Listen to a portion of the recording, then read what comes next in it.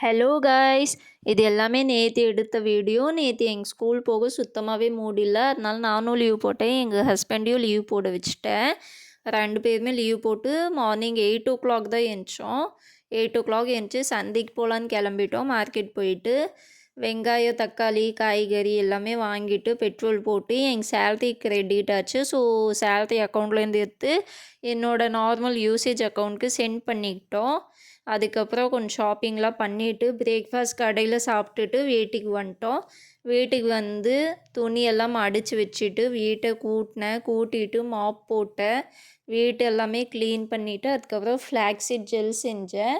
நான் அது எப்பயுமே லீவாக இருந்தால் ஹேரில் அப்ளை பண்ணுவேன். ஸோ அது பண்ணிவிட்டு வாட்டர்மெலன் சாப்பிட்டேன்.